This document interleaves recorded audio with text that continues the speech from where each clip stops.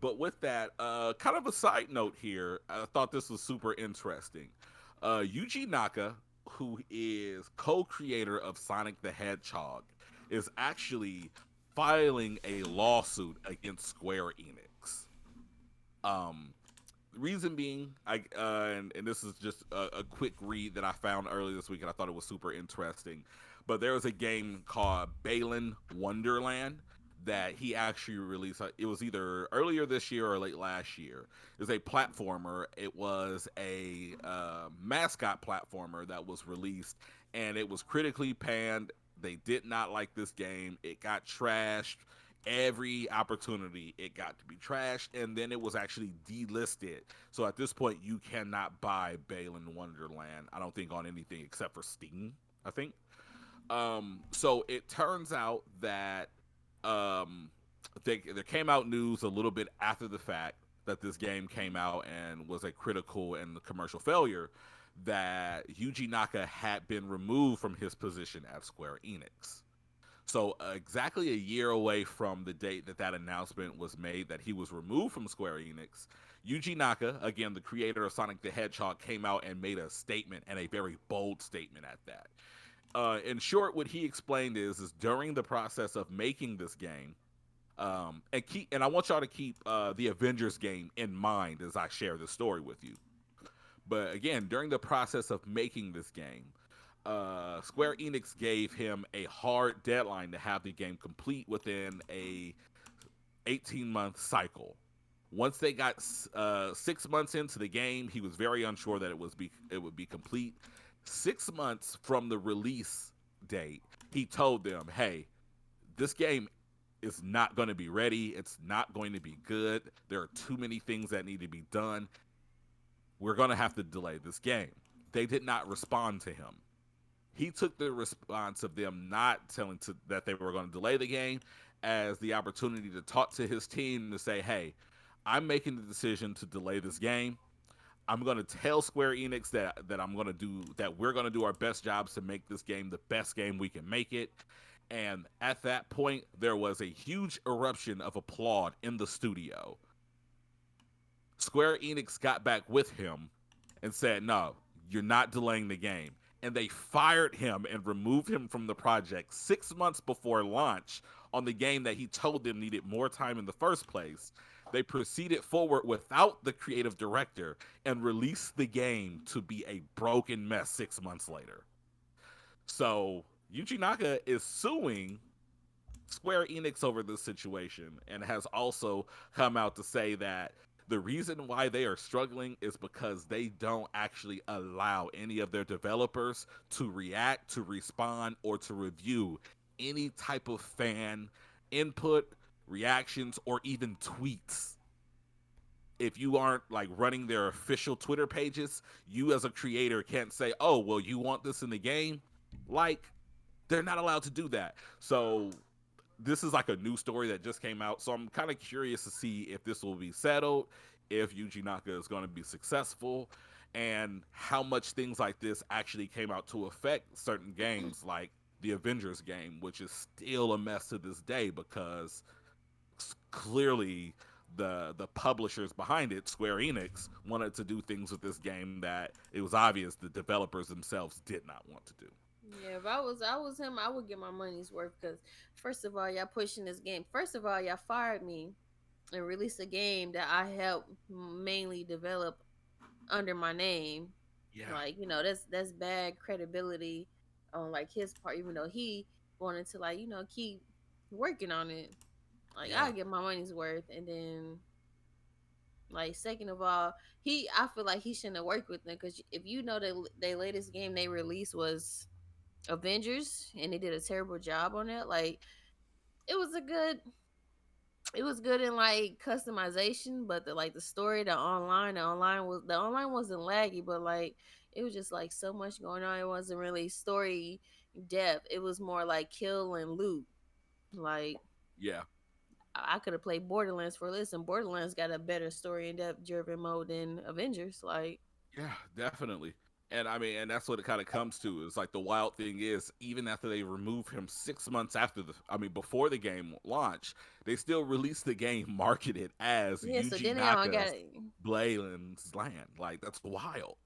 oh under his name. Oh yeah, nah. Yeah, You're that's gonna crazy. release this broken game under me? Ah yeah, nah. Yeah. So I'm kind of curious to see like where that goes. But like I said, it's still a pretty like new situation. And he's clearly got past his year and is able to kind of speak a little bit more freely outside of the NDA that I'm assuming he had to sign at separation. So just something we'll want to look out for. Along with that as well, just some more industry scuttlebutt. Activision Blizzard's shareholders have gone ahead and voted to approve the acquisition of going to Microsoft.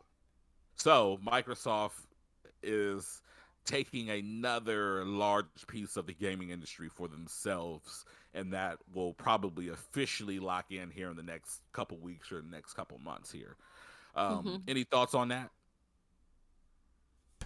They finally get to I'm use their changing. bag, so I'm happy What that was that? they finally get to use their bag. So Yeah, there's that. yeah.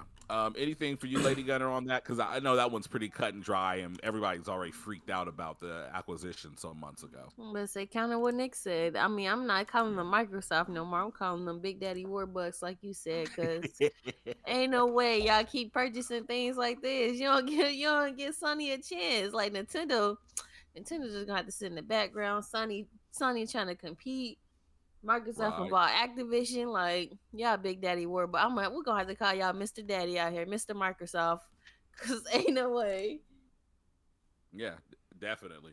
But and Perry actually brought this up. People being in their bags in this particular case, Microsoft being in their bags. You know who else is in their bag, Perry? Oh, Blerd Lines Podcast is in their bag, and they want to share a piece of that bag with you guys. So, with that being said, I think it's time that we go ahead and drop the passcode. Is it time, Perry? it is time. So this week's passcode is a beautiful, beautiful machinery, beautiful word. If because we did a heavy talk on Metal Gear earlier, the code word is Kodak. If anyone knows what Kodak is, it's a device that Snake used to be in contact with his friends on missions. What station was he used to get in contact with the mother of Solid Snake, Greg? You said the frequency that he had to use to get in contact with who now? His Solid Snake's mother, the birth mother of the clones. Oh, that was a Metal Gear Solid 3. I remember some of the codec codes from the Metal Gear Solid 1, but I don't remember many of the frequency codes from Metal Gear Solid 3. Um, but I want to say 140.85 was the frequency for Colonel Campbell in the original. I think 141.42 was for Mei Ling to save the game. I might be wrong because it's been a while since I've played. But nonetheless, you don't need the codes. You just need to know the actual code word. And again, that is codec, Codec. And Perry, what do you do with that? So with that, you want to go ahead. I was going to say Kodak. Comment Kodak on each one of our social media platforms. That be it Twitch, Twitter, Facebook, and Instagram with your name, the code word, and a P, X, or N for the particular gaming station that you have, so we can go ahead and send that off to you. And then we'll be announcing the winner for that on the Captain's Lounge. Yeah. So look out for that. I think we're gonna do it on Blerd Lines next week because you won't be around for Captain's Lounge next week because you'll be in Indiana. Yeah, I will be out of town. Yes. Yeah. So tune into Blerd Lines podcast next Saturday. That will be a strange show or probably a micro dose show.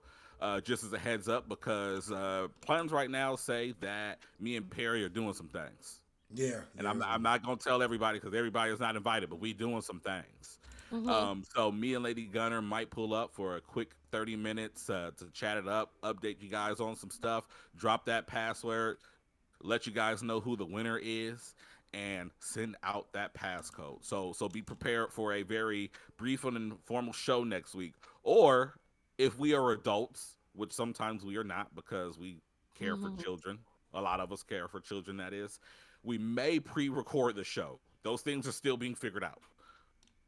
But nonetheless, make sure you are ready for next Saturday for Blerd Lines Podcast, where we will go ahead and air a different type of show, and we will give you that password. We will announce the winner, and we will get you your gift card for PlayStation P, for Xbox X, or for Nintendo Switch S.